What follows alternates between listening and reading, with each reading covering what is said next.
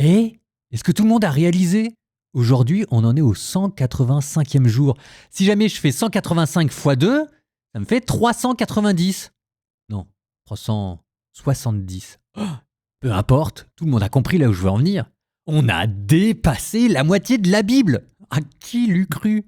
Alors, vous êtes peut-être étonné de vous-même, et si jamais je pouvais dire, je le suis encore plus de moi-même, j'aurais jamais cru qu'on arriverait jusque-là. Vous pouvez pas savoir quand même, j'y passe, mais fou, là là là là. Moi, dans ma tête, ça c'est simple. Normalement, avec de l'expérience, j'allais pouvoir réussir à raccourcir le temps que j'y consacrais. Sauf qu'en fait, c'est exactement le contraire qui se passe. Parce qu'en fait, au fur et à mesure que j'y passe du temps, je deviens de plus en plus exigeant. Alors tant mieux pour vous, tant pis pour moi. Non, ça commence à devenir la panique question gestion de l'emploi du temps, parce qu'à côté on a la chaîne YouTube, à côté on a l'Instagram, il faut faire tourner toute la boutique. Oh, mais c'est quand même passionnant, enfin j'adore ça. J'adore ça. Mais vous pouvez pas savoir le plaisir que je prends. J'espère que vous aussi. Bon, on en a fait la moitié. Moi je dis que ça mérite bien un petit don. Ah écoutez, si quand même. D'accord, je suis mon curé, je peux pas m'en empêcher, mais vous savez que j'ai raison. Allez, on y retourne. Il reste encore la plus belle moitié à venir. Aujourd'hui, Marc, chapitre 13 et début du chapitre 14.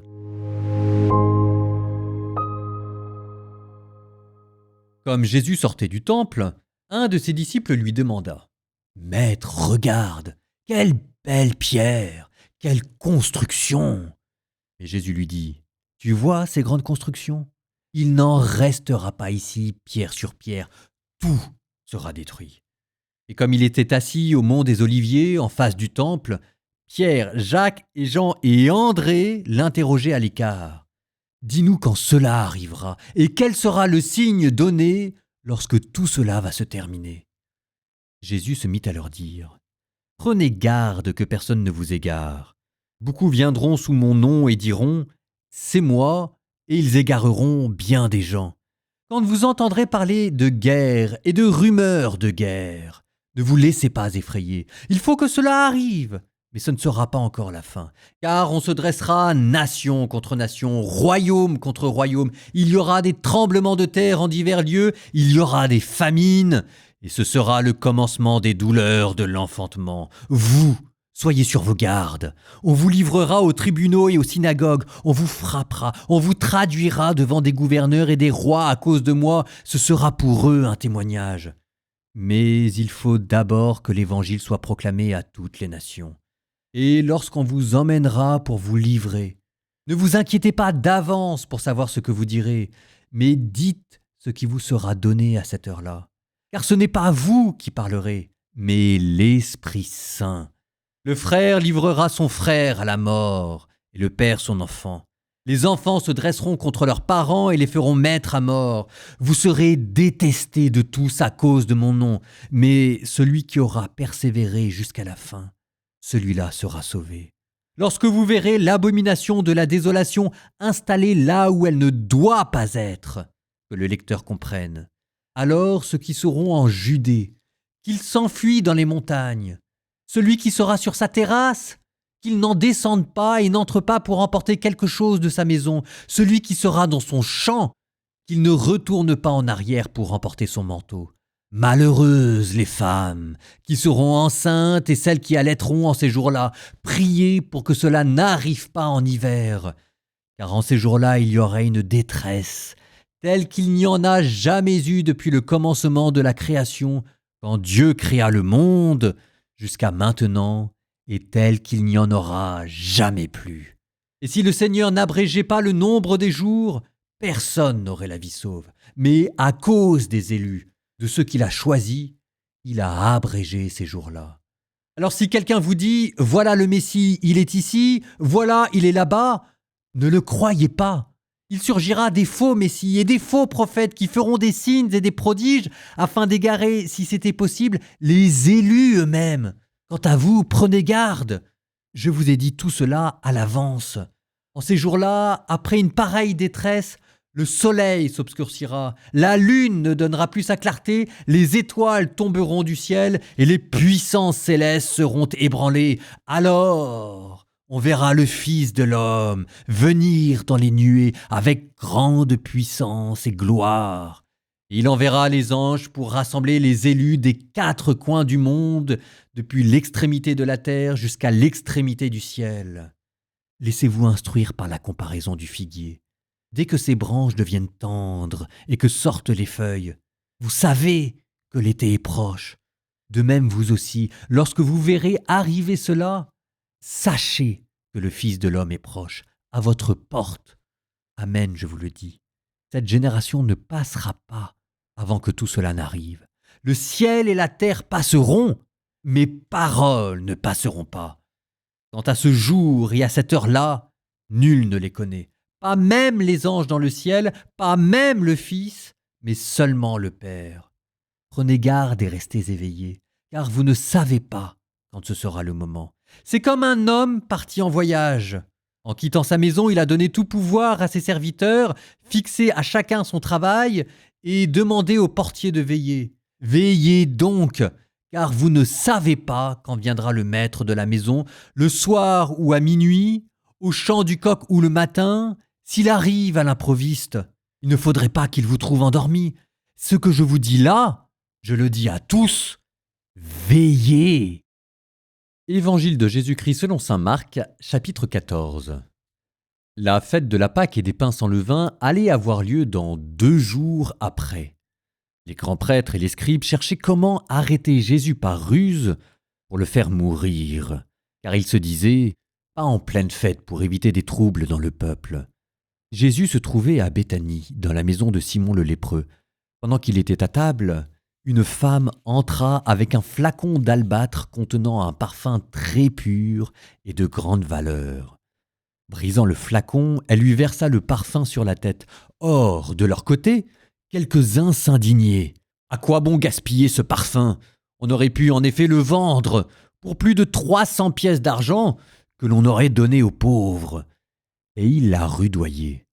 Mais Jésus leur dit « Laissez-la. Pourquoi la tourmenter ? Il est beau le geste qu'elle a fait envers moi. Des pauvres, vous en aurez toujours avec vous, et quand vous le voulez, vous pouvez leur faire du bien. Mais moi, vous ne m'aurez pas toujours. Ce qu'elle pouvait faire, elle l'a fait. D'avance, elle a parfumé mon corps pour mon ensevelissement.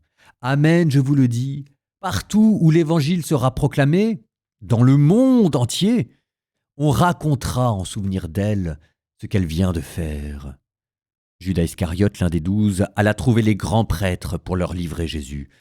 À cette nouvelle, ils se réjouirent et promirent de lui donner de l'argent. Et Judas cherchait comment le livrer, au moment favorable. Le premier jour de la fête des pains sans levain, où l'on immolait l'agneau pascal, les disciples de Jésus lui disent « Où veux-tu que nous allions faire les préparatifs pour que tu manges la Pâque ?» Il envoie 2 de ses disciples en leur disant « Allez à la ville. Un homme portant une cruche d'eau viendra à votre rencontre, suivez-le, et là où il entrera, dites au propriétaire, le maître te fait dire, où est la salle où je pourrai manger la Pâque avec mes disciples ? Il vous indiquera à l'étage une grande pièce aménagée et prête pour un repas. Faites-y pour nous les préparatifs.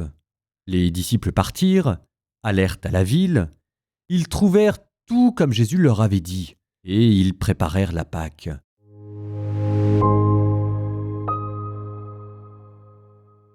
Vous venez d'entendre ce que l'on appelle la petite apocalypse de Marc.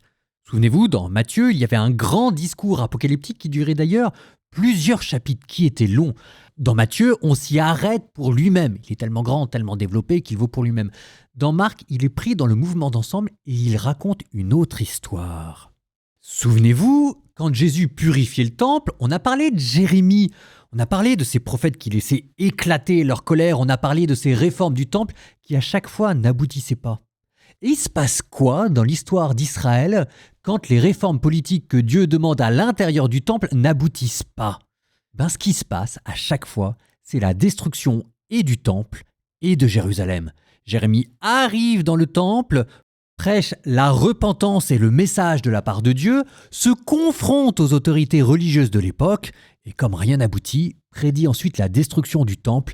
Nabuchodonosor arrive et envoie tout ce beau monde-là en exil.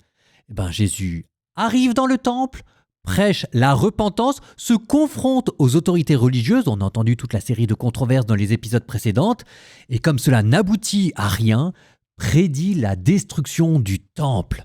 Sauf que ce ne sera plus Nabuchodonosor, ce sera les autorités romaines, mais les mêmes causes produisant le même effet. En l'an 70, le temple sera à nouveau détruit. Ce discours apocalyptique, Jésus ne le sort pas de sa poche de nulle part.